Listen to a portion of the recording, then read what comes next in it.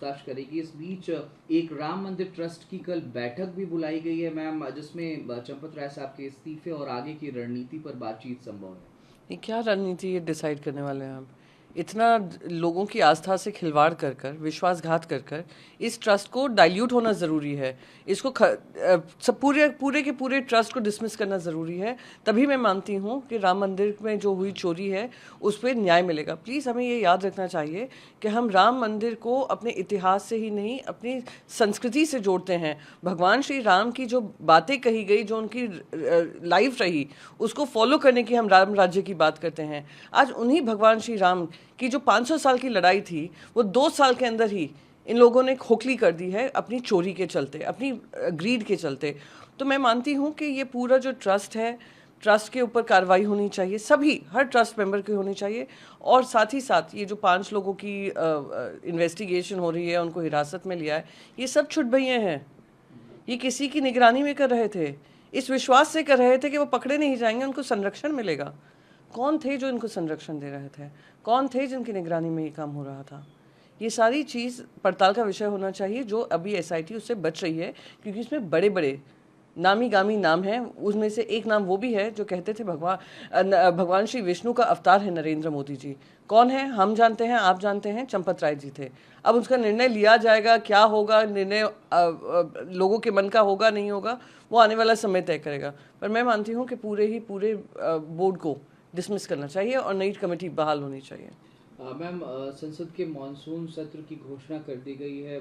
Parliamentary affairs minister किरण रिजिजू साहब कह रहे हैं कि 20 जुलाई से 13 अगस्त तक ये सेशन चलने वाला है। इस बीच कांग्रेस पार्टी और जयराम जी का बयान है, वो कह रहे हैं हम जानते हैं कि डिलिमिटेशन बिल और वन नेशन वन इलेक्शन का बिल लाया जा सकता है, इस पर हम बातचीत कर रहे हैं। बीजेपी पार्टियां तोड़ रही है, लेकिन 2/3 जो बहुमत है वो नहीं मिलेगा, आप आश्वस्त रहिए। देखिए, इस बात का पूरा किसी तरीके का संदेह नहीं है कि जिस तरीके से भारतीय जनता पार्टी को वो 2/3 मेजॉरिटी नहीं ला पाए थे, उसके बाद टीएमसी की हार होना, टीएमसी के सांसद टूटना, टीएमसी के जो नए जो सांसद टूटे हैं वो एक नई पॉलिटिकल शेल फर्म में भर्ती हो जाना, अपने अपने आप को सस्पेंशन से बचाने के लिए, डिस्क्वालिफिकेशन से बचाने के लिए, दिखा रहा है कि पूरी की पूरी जोड़ तोड़ की कोशिश की जा रही है। चाहे शिवसेना यूबीटी के हमारे सांसद हों जिनको लिया गया, तो वो दिख रहा है कि सोची समझी रणनीति के तहत पार्टियों को तोड़ा जा रहा है। सवाल इसका उठता है कि क्यों सुप्रीम कोर्ट चुप है, सवाल इसका उठता है क्यों हमारी इलेक्शन कमीशन चुप है, और उनको इस पर जल्द से जल्द आकर किसी तरीके की सुनवाई करना ज़रूरी है। सुओ मोटो मैं अपेक्षा करती हूँ कि सुप्रीम कोर्ट भी इसकी सुनवाई करेगा। रही बात 2/3 मेजॉरिटी की, ये बात सही है कि 2/3 मेजॉरिटी भारतीय जनता पार्टी के पास नहीं है।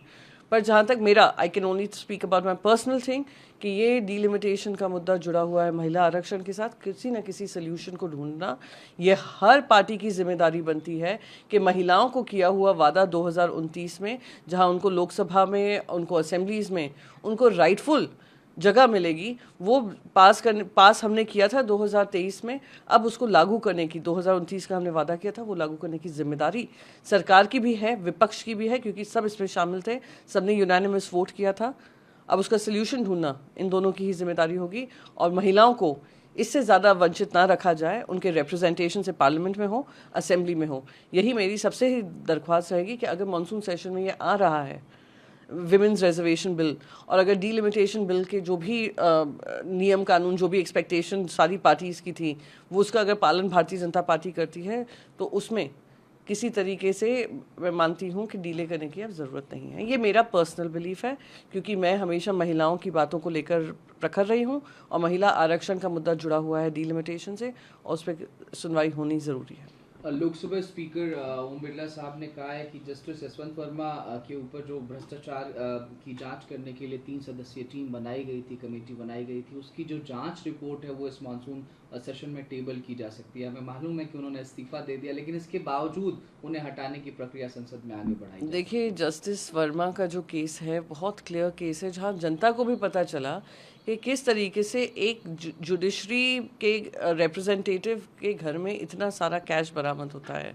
पर उनको डिसमिस नहीं कर सकते हैं, उनको डिस्क्वालीफाई नहीं कर सकते हैं जब तक एक कमेटी नहीं गठित होती है पार्लियामेंट में और वो निर्णय लेती है।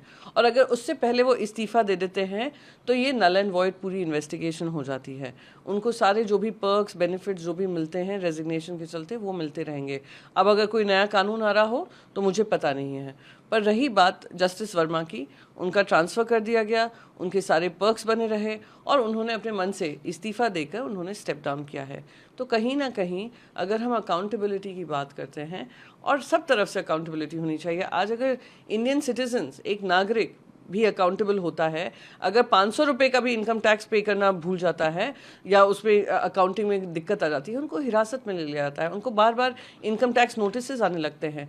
सिमिलरली आज अगर कोई पॉलिटिकल फैमिली हो या पॉलिटिशियन हो, उनके सारे अकाउंट्स पॉलिटिकली सेंसिटिव अकाउंट्स कर दिए जाते हैं, उनके सारे बैंक अकाउंट मूवमेंट्स को सेंसिटिविटी से देखा जाता है और अगर गॉड फॉरबिड कुछ हेरा फेरी में लगते हैं उनको भी अरेस्ट कर लिया जाता है। पर कहीं ना कहीं जो हमारी जुडिशरी है उनको